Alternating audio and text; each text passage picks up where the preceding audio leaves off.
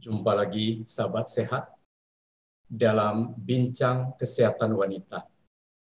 Bersama saya Dr. Leonardo Wibawa Permana Mars. Silakan like, subscribe, dan share video-video saya. Terima kasih. Topik kita kali ini adalah waspadai dan cegah 5 masalah kritis kesehatan wanita. Fakta kehidupan menyatakan bahwa proses menua itu adalah proses yang alamiah terjadi pada orang-orang yang menjalani masa usia lanjut. Jadi proses ini alamiah, sehingga orang-orang yang panjang usia tidak mungkin mengelak dari proses menua. Mau tidak mau, senang tidak senang, suka tidak suka, proses ini harus dijalani. Dan proses menua ini tentunya memiliki dampak, membawa dampak. Dan dampak itu bisa jadi berbagai gangguan di dalam kehidupan. Berbagai gangguan dalam tanda kutip, gangguan kesehatan, baik kesehatan fisik maupun kesehatan mental. Dan tentu saja wanita menjalani dan mengalami proses menua ini, sekiranya seorang wanita memiliki usia yang panjang.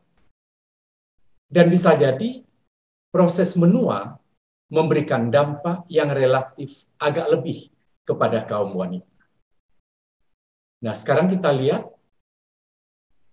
masalah kritis kesehatan pada wanita. Yang pertama adalah sindrom kelelahan. Wanita diciptakan sebagai makhluk yang sempurna kecantikannya. Jadi seakan-akan wanita mewakili seluruh kecantikan, keindahan yang ada di alam. Dan karena itu, kita tidak bisa mengharapkan tubuh wanita sekekar, sekuat, dan sekokoh pria. Kelebihan asupan nutrisi yang diterima oleh wanita akan diubah menjadi lemak. Dan lemak inilah yang sebenarnya lebih membentuk keindahan pada wanita. Tetapi lemak ini berlebih pada wanita dibanding pria karena asupan kelebihan nutrisi pada pria dijadikan otot, diubah menjadi otot. Metabolisme pada wanita juga lebih lambat dibanding pria. Dan regenerasi yang terjadi sejak lahir, sejak dari dalam kandungan sampai umur 30-an tahun, kemudian akan menurun, akan mulai terjadi degenerasi pada usia 30-an. Dan ini membawa dampak juga sindrom kelelahan pada wanita. Jadi semuanya ini menjadikan wanita lebih cepat lelah dibanding pria. Masalah kritis yang kedua adalah anemia. Wanita lebih rentan terhadap anemia atau kurang darah. Mengapa? Karena wanita memiliki misi khusus, yaitu sebagai tempat berkembangnya kehidupan, berkembangnya janin. Nah, karena misi-misi khusus ini, maka wanita menjalani fase-fase, yaitu adanya siklus bulanan. Siklus bulanan, siklus haid, siklus menstruasi, ketika wanita tidak hamil, maka dalam siklus-siklus ini, wanita mengeluarkan darah. Ini juga memberikan potensi untuk terjadinya anemia.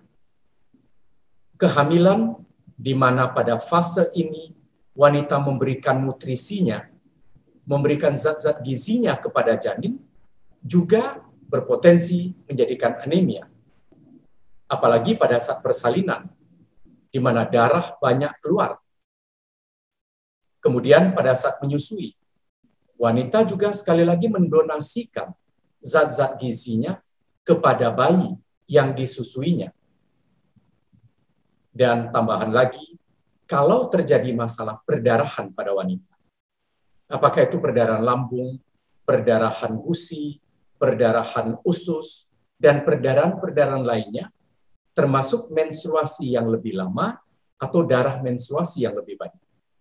Semua ini menjadikan wanita berpotensi mengalami anemia.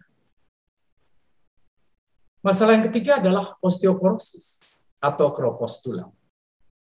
1 di antara 3 pria berpotensi osteoporosis, tetapi angka ini meningkat menjadi 2 di antara 3 wanita yang berpotensi osteoporosis.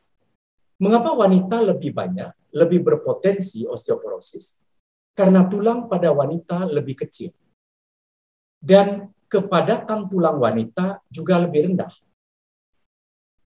Nah, donasi kalsium kepada anak diberikan oleh wanita pada saat anak berada di dalam kandungan dalam bentuk janin, juga pada saat anak disusui oleh ibunya. Di sini terjadi donasi kalsium, sehingga kalsium pada wanita juga berkurang, termasuk kemungkinan bisa jadi kalsium tulang. Dan pada saat degenerasi terjadi pada usia 30-an itu, terjadi juga perombakan tulang. Perombakan tulang yang terjadi, ini lebih hebat dibandingkan dengan pembentukan jaringan tulang. Nah, ini semua menyebabkan terjadinya osteoporosis pada wanita, tambahan lagi fase menopause, di mana sebelum menopause, tulang wanita dilindungi oleh estrogen, dan begitu menopause, estrogen terjun bebas, sehingga tulang tidak terlindungi lagi oleh estrogen.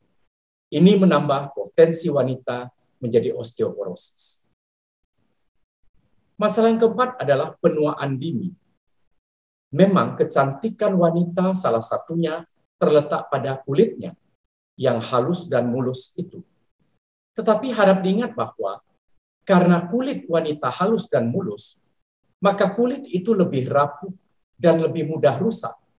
Lebih-lebih dengan berbagai tantangan, berbagai gangguan yang ada.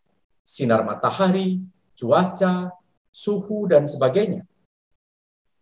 Nah, jadinya elastisitas kulit wanita itu cepat menurun. Kalau elastisitasnya cepat menurun, maka kulit itu lebih cepat menjadi keriput. Apalagi kalau nutrisinya kurang baik, dan kosmetik yang dipakai tidak tepat.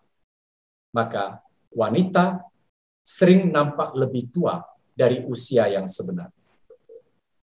Dan masalah yang terakhir adalah masalah penyakit kardiovaskuler atau penyakit jantung dan pembuluh darah. Wanita usia muda pada saat-saat reproduktif sekali lagi dilindungi oleh estrogen. Jadi estrogen ikut melindungi kardiovaskuler, ikut melindungi jantung dan pembuluh darah. Tetapi begitu memasuki menopause dan pasca menopause, estrogen terjun bebas, maka perlindungan terhadap kardiovaskuler menjadi hilang, menjadi berkurang.